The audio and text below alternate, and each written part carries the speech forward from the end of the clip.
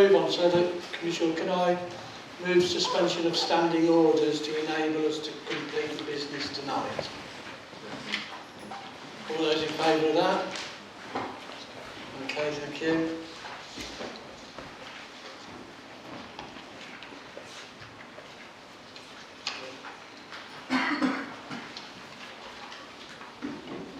This is an outline application at Faultland Farm to include access for the redevelopment of the existing land for up to 92,954 square metres of B2 and B8 floor space, including associated engineering and ground modelling works, vehicular access, landscaping, sustainable drainage and car parking. Access is being considered at this stage as proposed on Coventry Road, with Gypsy Lane used as an emergency access only. The 26-hectare site is predominantly agricultural land, with part of the site comprising a former hard rock quarry that has been restored by infilling. To the northern boundary there is dense vegetation with Griff Brook beyond. Coventry Canal is to the east and Gypsy Lane to the south, and Griff Quarry beyond.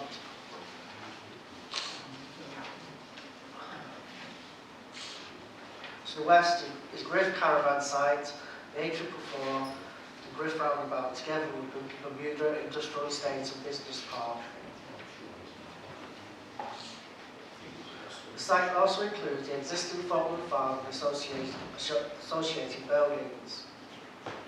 There have been two objections from two addresses. Nonetheless, this application has been reported to the committee at the request of Councillors Barry Lambden and Councillor John Shepherd. The key issues are the principle of development, impacts on residential amenity, employment growth and opportunities, impacts on visual amenity and landscape character, highway safety and accessibility, impact on ecology and planning obligations. The site was previously in the greenbelt and has since been removed, along with other strategic sites under Policy DS7 of the Borough Plan. Policy DS6 of the Borough Plan refers to a number of sites that will be allocated for employment and associated infrastructure. Faultlands Farm is one such allocated site. Policy EMP1 sets out the strategic employment site and how it will be developed, using comprising use classes B1, B2 and B8. The site is currently an agricultural use. Using the agricultural land classification map, this area of the borough appears to be grade 4, which is a poor quality farmland. Policy EMP1 of the Borough Plan sets out key development principles for the site, including any proportionate transport improvements and highways improvements, the creation of cycle path links, provision for crossing of Coventry Canal to facilitate cycle usage, and a new access from Coventry Road. The expected form of development is also set out in Policy EMP1.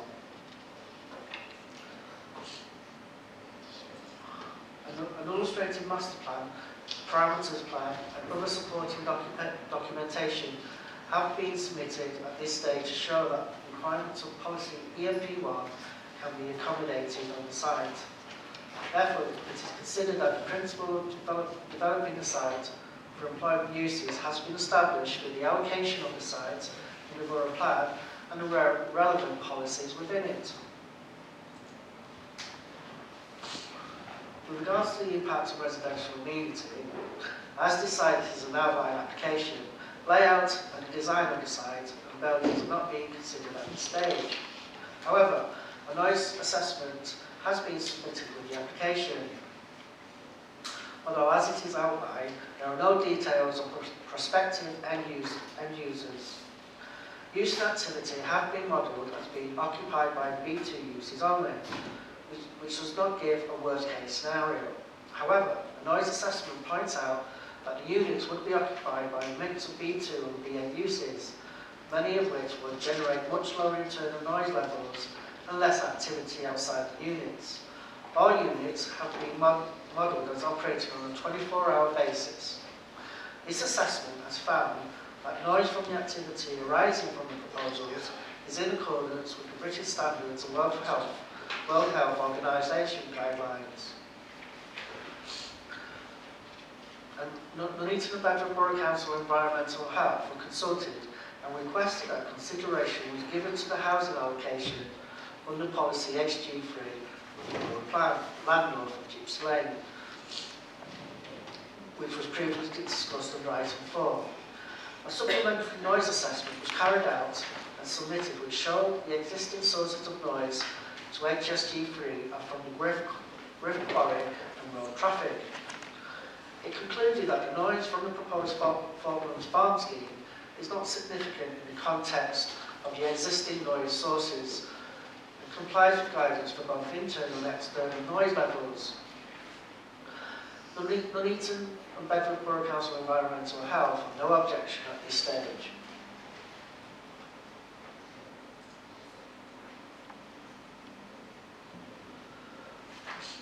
The proposal has employment growth opportunities. The applicant has commissioned and submitted to the Council a social, economic and market need assessment which demonstrates that a strong economic case underpins this proposal.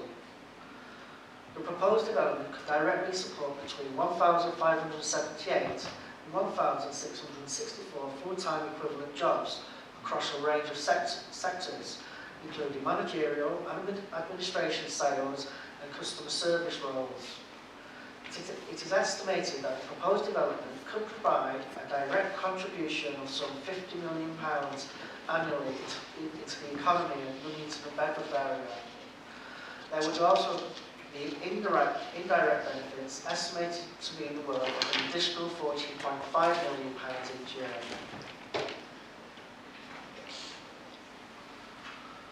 With regards to impact on visual, amenity and landscape character, the Borough Plan prepared several landscape character area documents. These documents assess the borough's landscape character and the capacity of the landscape to accommodate development. Volume 1, Landscape Character Assessment, identifies the application area as the Nuneaton and Bedford and Fringe Character Area and is more of a general assessment. The second document is more site-specific, with the application site falling within Parcel 3B. This states that the landscape within the parcel is in poor condition with remnants of hedgerows and Faultland's farm forming detractions in the landscape. These factors combined with the presence of overhead power lines and views of Griff Quarry result in a less attractive landscape character area. A further landscape capacity study concluded that given the elevated ground of the site, the potential heights and mass of the B8 units could impinge on the open countryside between Gypsy Lane and Marston Lane and the canal corridor and dominate the surroundings. Notwithstanding, the report does suggest recommendations for planning, building form and landscape mitigation, although it does not recommend a restriction in height of any of the buildings. The applicant has also submitted a landscape and visual impact assessment which highlights there would be some moderate adverse effects as a result of the development. However, the assessment also recommends mitigation that would reduce the visual impacts which are consistent with the Council's landscape reports. Whilst it is clear that development of the site will inevitably have some impacts on the landscape character of the area, it must be recognised that its present condition and character are poor, and that mitigation measures will provide landscape enhancements and reinforce existing character features.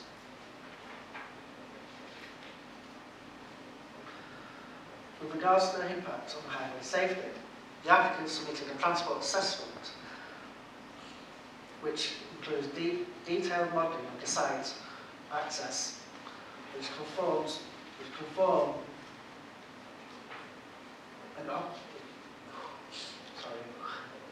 A transport assessment has been submitted with the application, which details modelling of the site access. It also proposed that emergency blue line access is provided from Gypsy Lane, utilising the existing vehicular access into the site.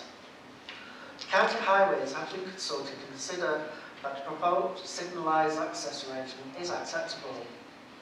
They have requested a condition for the detailed design to be submitted prior to any works taking place on the site, and that the signalised junction will be implemented prior to the first occupation of any part of the development. Highways also consider that the core impact of the development is on the operation of the A444 corridor between the Ring Road in Nuneaton Town Centre and the M6 Junction 3. They have therefore requested Section 1 contribution of £1,920,000 towards highway infrastructure. £1,920,000 towards highway infrastructure improvements on the A444 corridor. The applicant has agreed to pay this contribution. Further to this, a range of schemes are proposed which would improve accessibility to and from the site by sustainable forms of transport, and therefore reduce the reliance of the private car. For instance, the access road will be made wider than necessary to accommodate a 3-metre cycleway footpath on either side, and there will be provision of footway cycle paths within the site. A condition will be added that details shall be submitted showing the routes of all cycle paths and footways running through the site, and that all cycle paths shall be 3 metres wide and finished in tarmac. Other routes shall be 1.8 metres wide and also finished in tarmac. Provision is also made for a footway cycleway path over the Coventry Canal using the existing turnover bridge. The bridge which crosses the Coventry Canal is to be used as a strategic footpath connection between this site and the housing site previously discussed in 1904. The applicant has also agreed to the provision of a shared footway cycleway link of 3 metres between the site access and the A444 B411 signalised Griff roundabout junction, and to the upgrade of the bus stop infrastructure on Coventry Road in the form of a bus shelter. Both of these schemes will be delivered as part of the Section 278 works for the delivery of identified signalised access junction onto Coventry Road.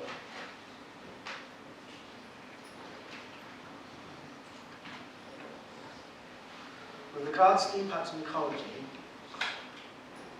the MPPF states that development should not have a negative impact on biodiversity. Whilst the proposals have sought to minimise impacts and maximise enhancements, including proposing robust buffers to boundary habitats and biodiverse suds areas adjacent to the canal, as far as practical, the proposals are likely to lead to a negative habitat biodiversity impact. As such, it is proposed to create a 2.2 hectare permanent grassland habitat to the south-east of the site, adjacent to Webb Brook. Here. To achieve a positive score, this is land that is in control of the applicant. In this way, offsetting would occur within the borough relatively close to development, as opposed to the offsetting and wildlife benefits being exported outside the borough. Several conditions will also be added to mitigate against further loss of species and sensitive and ecological features. These will require a construction ecological management plan, a landscape and ecological management plan, and details of how the lighting scheme avoids light spill and potential negative effects upon the adjacent woodland and canal, and new habitat buffer zones and suds areas, as requested by MBBC Parks.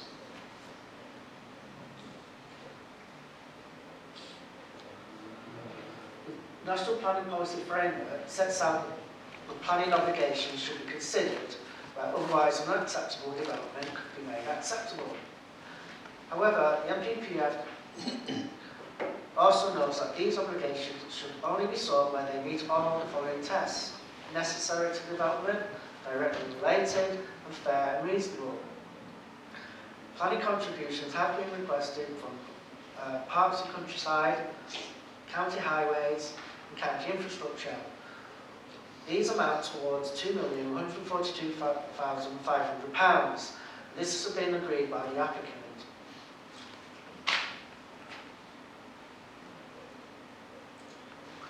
It is considered that the proposed development is in accordance with the Borough Plan and the NPPF, and the benefits associated with the proposal. It is recommended to committee to approve the application subject to conditions on the agenda and signing the Section 106 agreement. Thank you, Dan. Councillor Condacott. Thank you very much, Chair and members. We discussed this site extensively at the Borough Plan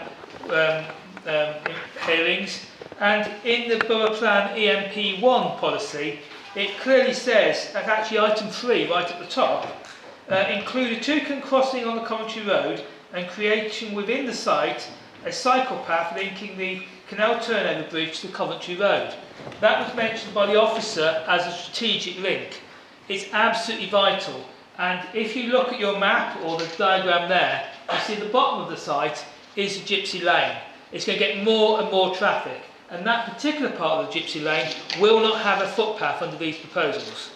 Unlike the housing development, which will have a footpath and then that will drop you onto the Coventry Canal towpath on the east side, which is the side with a good footpath. The turnover bridge, which is on the top right, thank you, that will actually go over and into the site. So at the moment, there's a very dangerous unlit footpath on the canal towpath on the opposite side, which Mr. Baxter was talking about, which is unlit and you'd fall in the canal if you tried to use it at night. What will actually happen for the strategic link is you'll go across the turnover bridge, and then within the site, you'll actually go out to the Coventry Road along the top of the site. So this footpath is really important, and yet it's not going to be delivered until the end of the development potentially, which is why I suggested that that link from the turnover bridge to the Coventry Road is provided before 20% of the site is occupied, because that is absolutely vital to get that flow. It's been accepted, I think, by everyone. It's a really must-have link. It's in the Borough Plan as the third item that this site should deliver. And I do ask that the committee make sure that rather than the current plan condition number 24, which says this will be provided when that little bit of the site is being developed, it will actually be provided up front. Because what we find, and we've had this in Camp Hill and in Wellington, some of these conditions that say you will do something at the end of the development means they're actually done really late, and if for any reason things go slow and that last industrial unit by the canal isn't delivered for 10 years or 5 years, then the cycle link isn't delivered and we have people walking and cycling down the gypsy lane. So I'm not asking for anything that the developer doesn't have to provide. What I'm asking for is it's developed up near from the front, so they get the strategic link in and we avoid people walking and cycling down Gypsy Lane. The other important thing about this internal strategic link is it needs to be lit, and that's why people can't wander through to Griff Hollows and along the canal towbank path, because we can't like that because of the environmental impact of having street lighting in an environmental wildlife area. The whole idea going straight across the turnover bridge and then being within the little green corridor is it keeps the lighting away from the canal. Thank you, Councillor. Are there any points of clarification? No, I just have one. I just wanted to clarify, Councillor Condacott, that you've got a copy of the addendum, yeah? Yes, I do, and that has my comment on about having this condition. And below your comment is the obligation, the creation of a cycle path and a toucan crossing. Yeah, the point of what you said that wasn't there. Yeah, no, the point of making was the timing of it. Yeah. Adam Weaver. Good evening, ladies and gentlemen, councillors.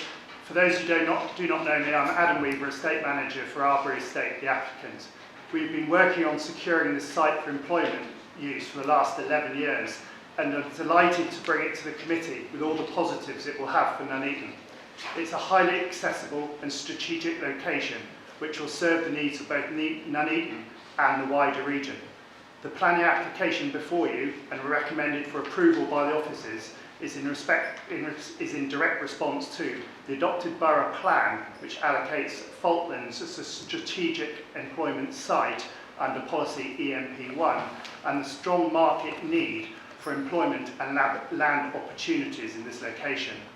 The application has received no technical objections and fully accords with the objectives of policy EMP1 of the borough plan. The application is submitted in outline with all matters of detail except access reserved for future consideration. The submitted illustrative master plan demonstrates one way in which the site could be developed. From pages 124 to 125 of the committee report, these explain the economic benefits associated with this proposed development, so I will not repeat these again. But I would like to conclude by reiterating that this is a strategic scale. This is a site of strategic scale and importance. There are good transport links on the regional road system and links to staff and visitors on public transport. It is the site that offers significant social and environmental advantages to the borough. It brings directly nearly 1,700 jobs on site to the borough. I very much hope that you will share with us a positive future for Nuneaton by granting this application. Thank you. Are there any points of clarification? Mr. Weaver, could I just ask you to clarify something? On three occasions during your little speech, you mentioned about the benefits to Nuneaton. Do you actually mean to Nuneaton and Bedworth as a whole, as a borough? Sorry, Nuneaton and Bedworth borough. Thank you. I just thought that.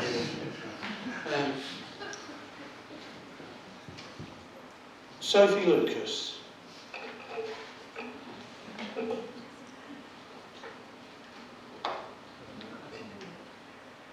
Good evening all. My name is Sophie Lucas. I'm an Associate Director at Savills and also Planning Agent to the Arbury Estate. I've not much more to add. I fully endorse Mr Weaver's comments, but what I will say is that the provision of new employment opportunities of a strategic scale, close to good public transport links and established and proposed residential areas is a significant social and environmental advantage to employers and employees, enabling short journey to work times. This is important given the large numbers of residents that commute out of the borough each day to work in Coventry, Leicestershire and elsewhere in Warwickshire. Indeed, if existing commuting patterns are used to predict where workers at Faultlands would originate, our evidence has shown that at least 70% of the new positions would be taken up by residents of Nuneaton and Bedworth. And I'd also just like to add that recently the government, just this week, updated their own national planning practice guidance, which recognised the importance of the logistics industry in playing a critical role in enabling the efficient, sustainable and effective supply of goods for consumers and businesses, as well as contributing to local employment opportunities. The government recognises that logistics has distinct locational requirements that need to be considered in formulating planning policies, and that these are separate from those relating to general industrial land. And it goes on to state that strategic logistics facilities that serve a national or regional market are likely to require significant amounts of land, good access to the strategic transport network, sufficient power capacity and access to an appropriately skilled local labour, which this site offers. And I've nothing further to add to that. Okay, thank you. Are there any points of clarification? No?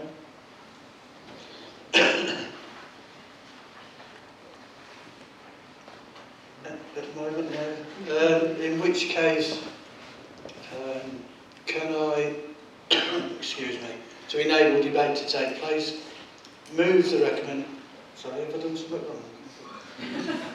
Is to move the recommendation to grant planning permission subject to a legal agreement, yeah? And the conditions printed. Is that seconded? Any member? Councillor Tandy.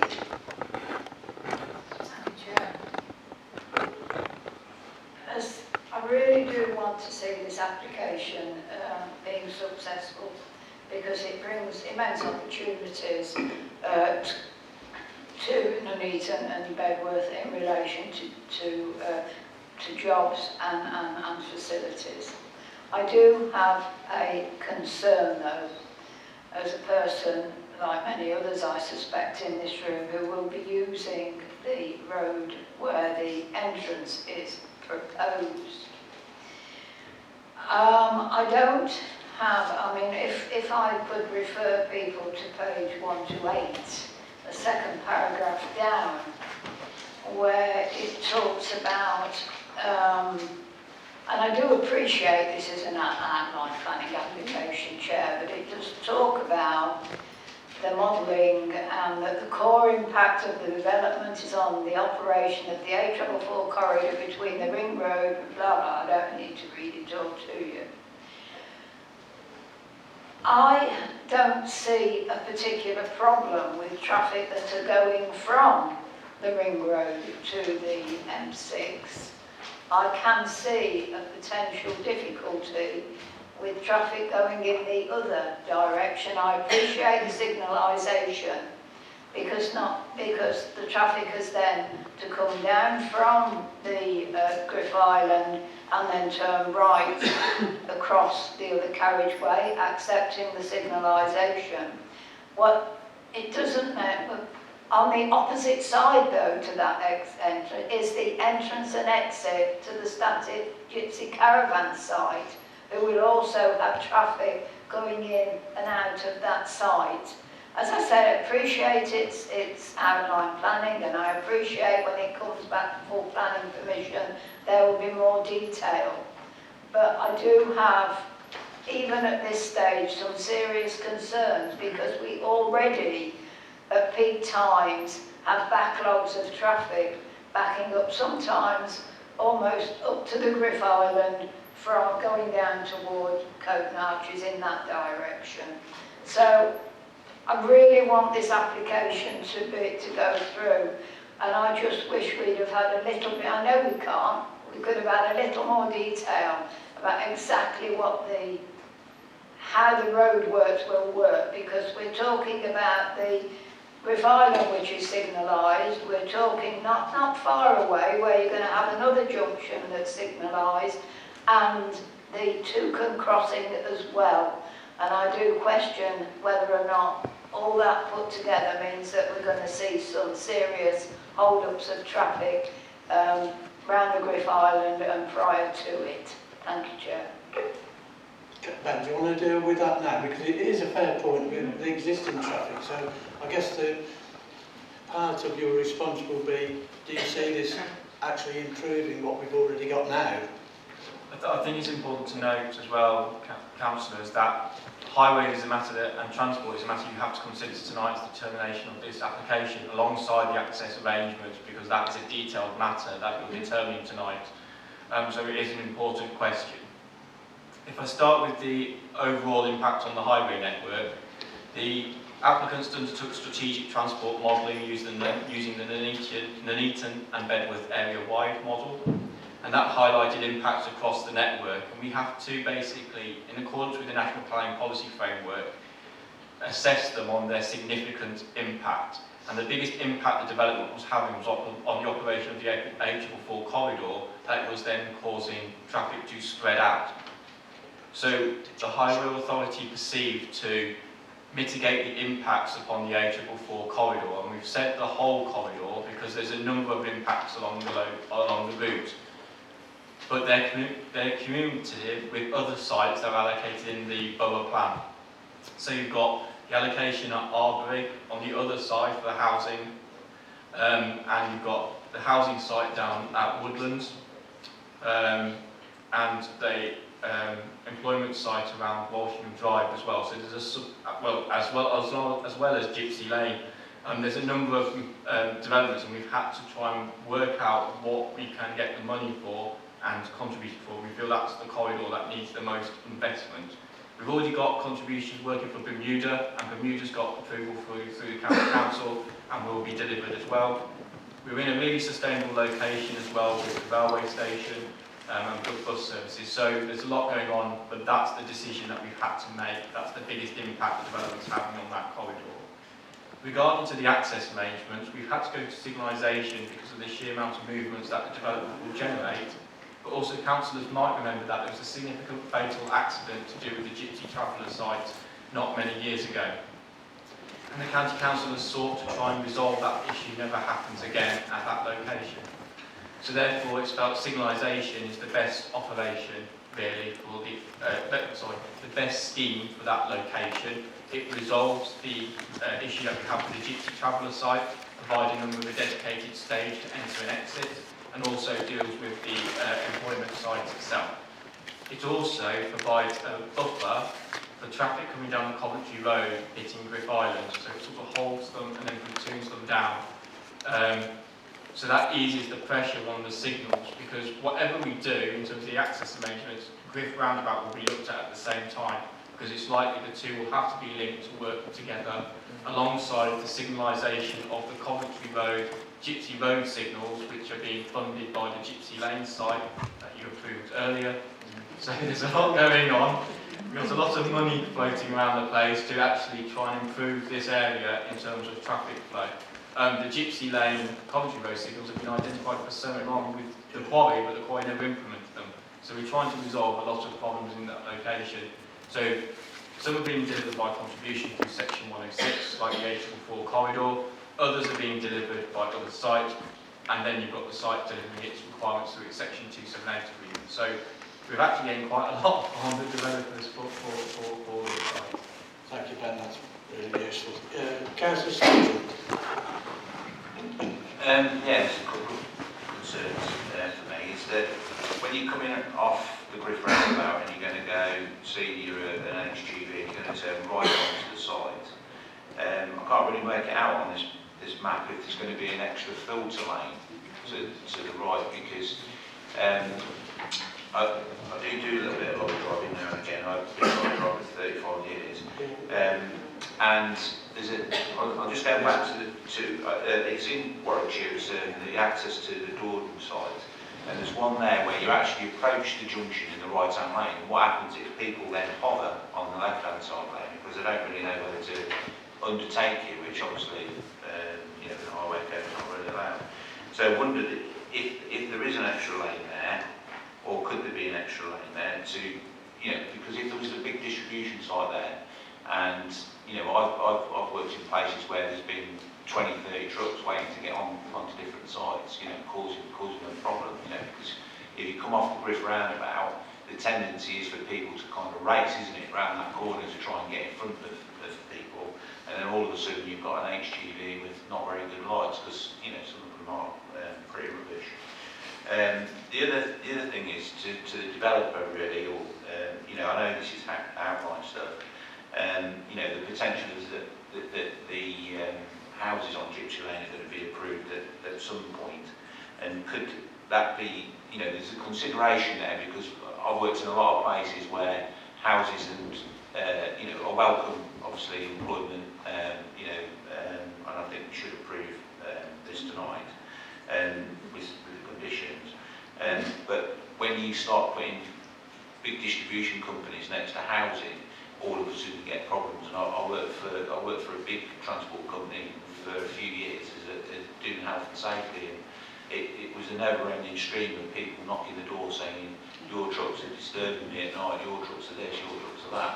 And it got to the point where one of the laws is with driving a truck is you have to test your horn. So 2 o'clock in the morning, everybody's pipping the horn, because we're all on our way out, and the neighbours kept complaining about it. So it would be just a case of, when you're doing your plans, when you're doing your sort of formal plans for where you're going to put the units, can you put them somewhere that, position them right, because often they don't get positioned right. I've worked in many places where, if it had been that way or that way, it would have been better than straight on. Thank you. Sorry, Ben, you wanted to? So, as Darren's helpfully put the access arrangement up on the screen, as you can see, the drawing, the access does have dedicated light turn lanes for both the Gypsy site from heading southbound and heading northbound into the employment site. It should be noted that condition 7 also states the specification of what will be required through the technical approval process. which is also tied in with the planning condition to make sure that what is the final scheme, because this is a preliminary drawing, satisfies both planning and the Highway Authority requirements. So it's got to go through a further robust assessment yet under the Highways Act legislation. But the conditions 7 sets out the requirements for that process. Okay, thank you. Chair, could I just raise a point of order at this stage? It would have been extremely helpful had we have had the sort of map that was understandable in the papers, Yeah. other than, you know, the tiny little map that we had. I can understand that. There was absolutely no understanding of what was in the paper. I absolutely agree with you. Sometimes it's difficult because of how they can reproduce them on the paper, they're not that clear. And we didn't think for some reason that we had that, but Darren's managed to find it, and I think that's been really useful for us to be able to do it. But I will have a word with Catherine and Philip after the meeting to see how we can try and improve some of our visual displays. It won't be any new conversation about it, I can tell you. Councillor Longden. Thank you, Chair. I think my dislike of outline planning permissions is well known. I've never liked them for years and years and years, and I like them even less now. And this particular case in point gives me great problems because what Sophie said as well about logistics and the government's drive towards logistics. So we're going to add to Shed City, as a lot of people started calling Bermuda now, because that's what it is. And this will be more. And looking at that, if that's the way it's going to be, I'm not too keen, to be honest. And we won't know until such time as we get the full application of what we're going to get. And then it'll be too late because you can't do nothing about it. And the whole thing rankles with me, with these outline planning permissions. And if it is a logistics park, again, the number of HGVs are going to increase tremendously. And I can understand the problems that people are saying about how you're going to get across these junctions, how you're going to be turning left and right into this thing with HGVs around the place and where they're going. And I don't like it at all. I'd hoped that one day we would get to something other than sheds and logistics. But where we are, I suppose it's almost inevitable that we will have some sort of high volume logistics parks, but they don't employ a lot of people.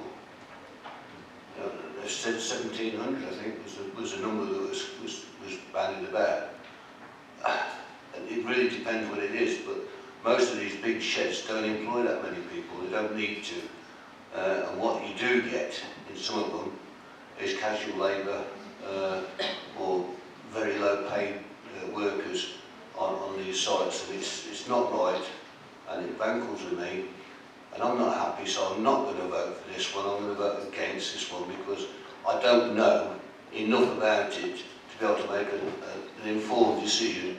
And if people want to keep bringing out line planning permissions, that's fine, but I haven't got any information that would tell me what the benefits are for this borough of that thing, other than the spoken word, and I'm slightly, I think they're looking at it through rose-tinted glasses, and I'm not. I'm looking at it from a more practical point of view, so I'm not going to vote for this because it's not there for me, and I don't see it at all. Okay, I did have my name down, but since then Councillor Watkins has indicated. Councillor Watkins. Yeah, thank you, Chair. I had wrote some things down, it's just that I was just waiting for everybody else to get in, really, to be honest. I just want to come out onto the money that's being engaged, sort of thing. The one thing that sort of bothers me really is when there's lots of money always offered to the extension of the bus service, and what we can actually do to make sure that that actually goes through, because I'll get a bit dubious about that. I mean, there's 200 grand here. and I just want to make sure that we can make sure that that does go towards the bus services, because it says an extension to bus service number 48. 200 grand's a lot of money, I would imagine. Again, because this is only planning outline sort of thing, biodiversity corridors, but that's going to come up at a later stage. And again, it's the ownership of the turnpike, which is by, at the minute, is Canal and River Trust. So now we've got two developments, one either side, leading to a bridge that isn't owned by the Canal and River Trust. It's a bit like the troll, really, wasn't it? Telling you to get off his bridge. I was wondering, probably to the honour of Ben opposite, but I was wondering if there's any way that Warwickshire County Council could take the ownership of that off Canal and River Trust, or has that conversation been had, or can it be had, or whatever. And the other one would be really, well, for Aubrey, I think you'll know what to build, when to build it, when somebody asks you what they want to put on there. And what the thing for this borough at the minute, for a lot of companies that I know of anyway, is there's not been big enough sheds for them to come into. So I'm sure you'll build whatever when somebody approaches you for it. I mean, a previous company that I worked for had to go to Rugby because there was nothing in the borough that was big enough for them. And I've worked in warehousing for many years now, so yeah, good. So if you could just answer them a few questions and we'll see Ben's covering. Okay, thank you. I mean, perhaps it would have been a big enough size to have a football stadium, I don't know. But in relation to the 48 bus service, I'm not, you know, there's a amount of money spent there. I don't know how they arrive at that. I'm assuming that it's because the bus will divert into the estate so that workers can get there, and that will have a knock-on effect of the timings of the buses, and they might need more buses. But if something different, Ben will tell us, and then also tell us about when the county's going to buy this bridge at school. Councillor Cox has basically explained the bus service provision, but it's based on our colleagues in public transport work out the additional mileage that will be incurred by the bus going into the site or travelling near to the site, and that's based on a cost which reduces over a 5-year period, because we try and make it commercially viable, the bus service commercially viable, and we work with the Stagecoach, but the County Council will set the requirements for the service to enable that contribution to be implemented. Regarding the bridge, Warwickshire County Council will not be taking ownership of the bridge because we could potentially be left liable for its repair and maintenance based on the structure survey that we see. And we've also had experiences in other locations such as Bishopton Lane in Stratford-upon-Avon, where the Canals and Rivers Trust required contributions from the developer to try and improve the bridge and its replacement, which then wanted the highway authority to take control of the bridge and repair it. The County Council doesn't have the funds to repair bridges and take on the maintenance liability of that at the moment. We have to put our budgets into the most suitable areas where they require them across the county. So therefore, at the moment, our position is we won't be adopting the bridge. We will happily work with Canals and Rivers Trust and the Nuneaton and Bedworth to provide the footway cycleway over the top, but obviously the maintenance of the bridge would remain the responsibility of the Canals and Rivers Trust, and that's what the County Council would like to see. Thank you. I just wanted to go back to this thing about outline applications, because it's one of probably a number of things that annoy this committee to a great degree. And I do remember the days when you used to have an outline application, and then that's exactly what it was.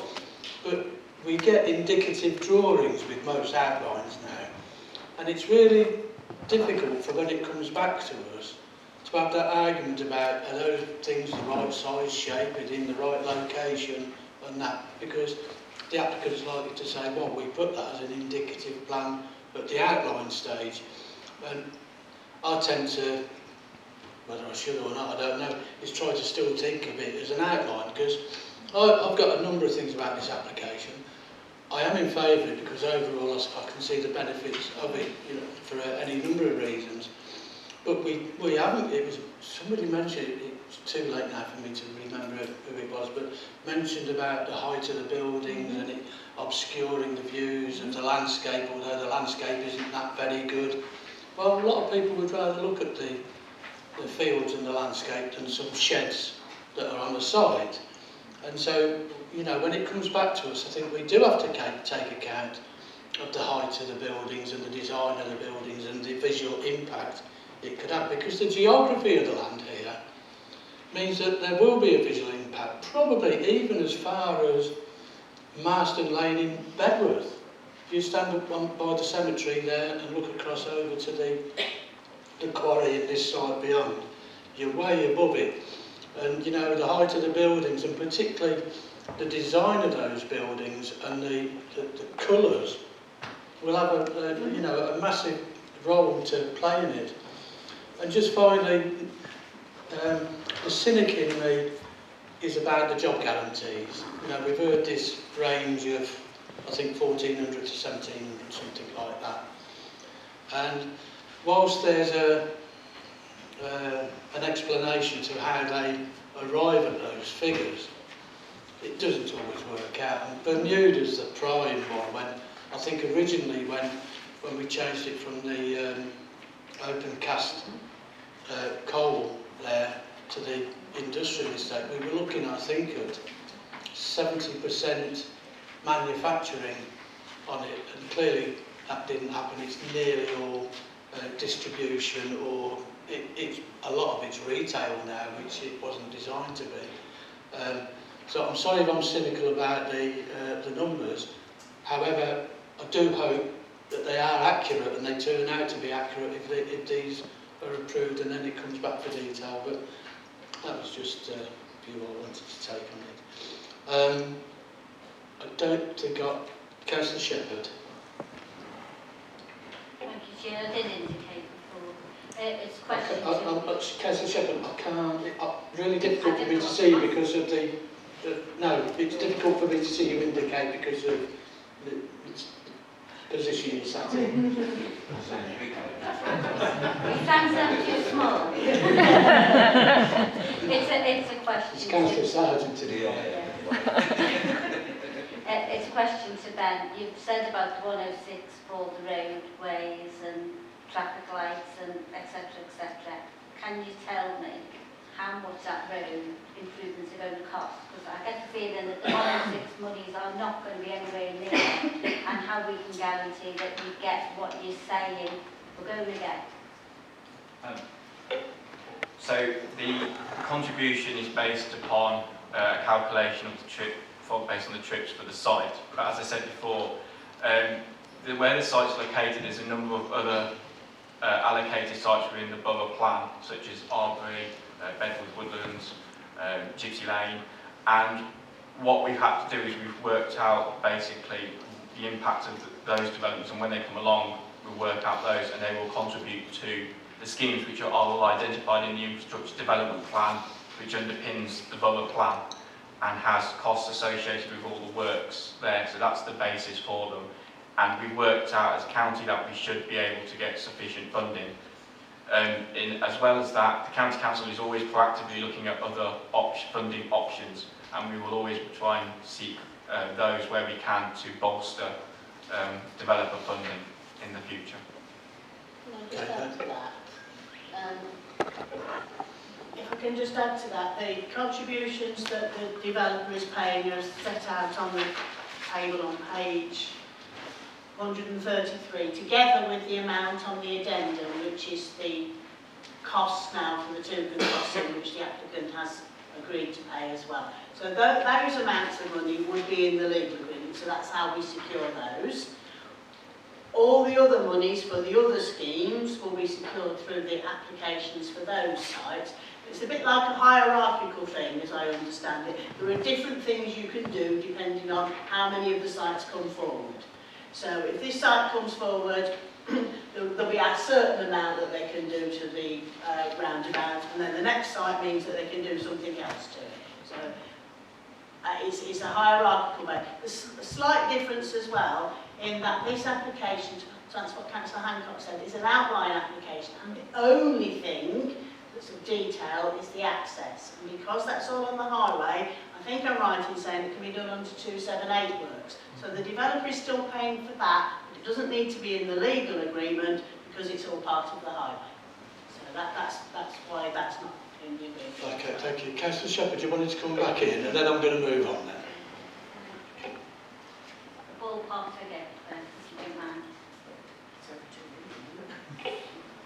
Yeah. Morgan, I'll just shout. I think for all the schemes along the... Oh, right. There we go. I suppose if I can give you an example of Faultland, I think it's in the verge of £2 million for the junction improvements on that. So along the corridor, we're looking well around between 15 to 20 million pounds worth of improvements. But obviously, we are bound by the SIL regulations provided by the government. Okay, thank you. Okay, right, thanks. That's really good debate. It's been moved and seconded, the recommendation to grant planning permission subject to the legal agreement and the conditions printed. All those in favour of that?